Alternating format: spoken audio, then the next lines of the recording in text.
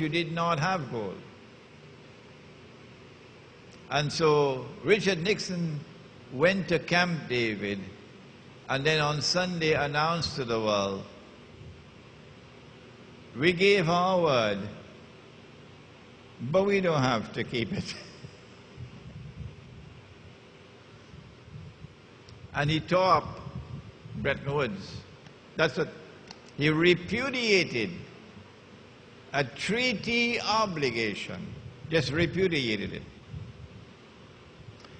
And the very foundation of international law, on the basis of which we can have an ordered world, is pacta sunt servanda. Pacta sunt servanda. The treaty obligations must be honored. Pacta sunt servanda.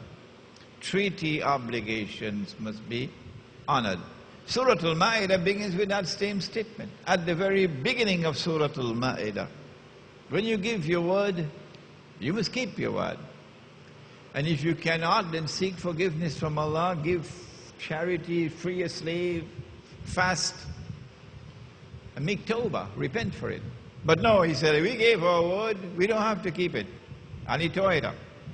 So since September 1971, no paper money in the world, none, is redeemable in gold on the basis of law.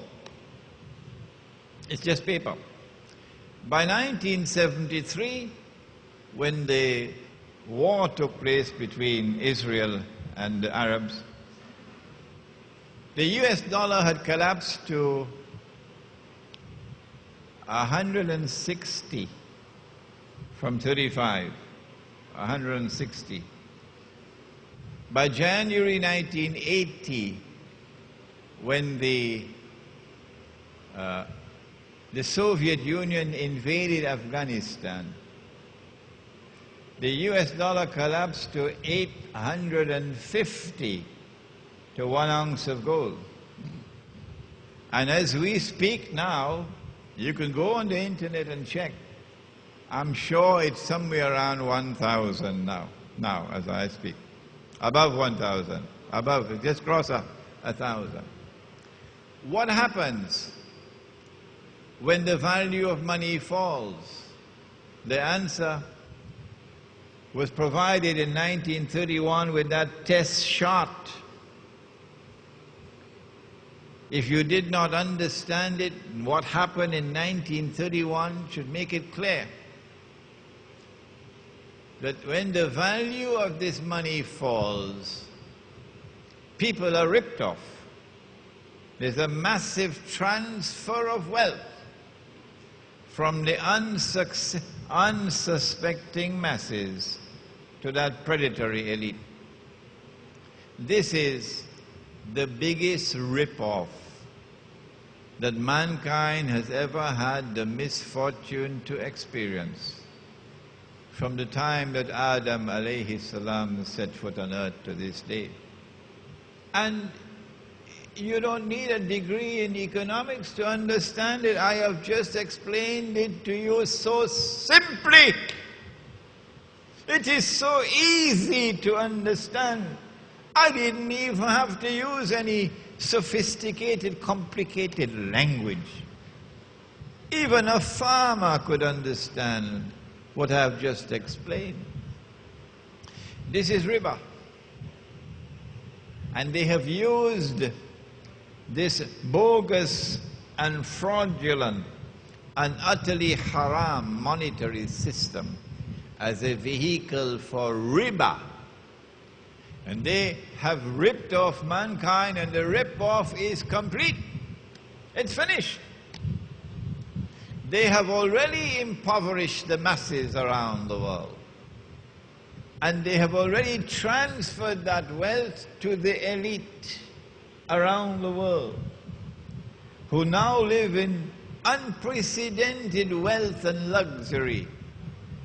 In Egypt, in Indonesia, you should see them in their 5-star restaurants having dinner, with, of course, so many security guards outside, because they're scared of the poor.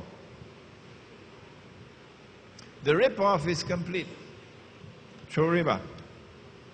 And they are now set to rule the world.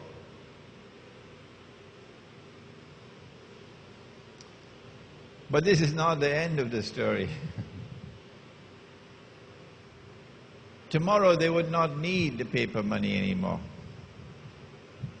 When Israel takes over from the United States as a new ruling state in the world, the US dollar will have to give way as the international currency. So I ask myself, which currency is going to take over? Is it the Israeli shekel? And while all the money in the world is going down in value, Israel's money is not. And then I realized, no. They're not going to remain with this bogus and fraudulent monetary system of paper currencies because they have something better than that in store for you. At least with the paper currency, you could take it home and give it to your wife and tell her, put it away. At least with the paper currency, you could keep it at home. Nobody knows how much money you have.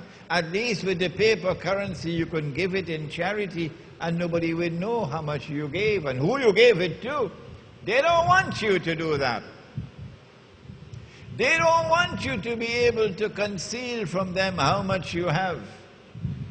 They don't want you to be able to give even 1 cent to anybody. And they don't know about it. Well, how are they going to do that? Are they going to appoint police in every home? They don't need to do that. All that they have to do is to trigger a 2012, I believe it's called, to trigger a monstrous, a massive catastrophe in the world which will bring down the whole thing.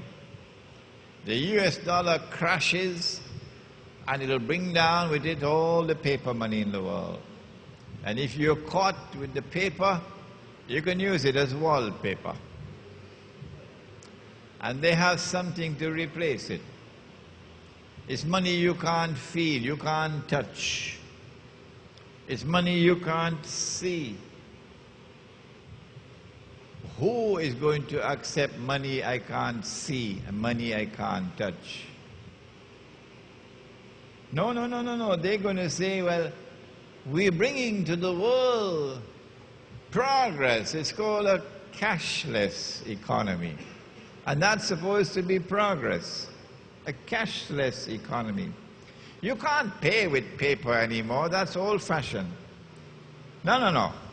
Now it's electronic money. Are they going to get away with it? Electric impulses? That is now money? Yesterday you took a piece of paper, you printed a picture on it, you put a number on it, and you assigned an entirely fictitious value to it. And you made wealth out of nothing. That's shirk. But all the cattle in the world accepted it and were using it. And in the process of accepting your paper and using your paper, they were themselves transferring their wealth to you. You have to hand it to Dajjal, he's real smart. But now they don't need that anymore. Electronic impulses will now become money. Governments will no longer be able to issue money. No. Banking system around the world and a computer keyboard, and they will control the banking system.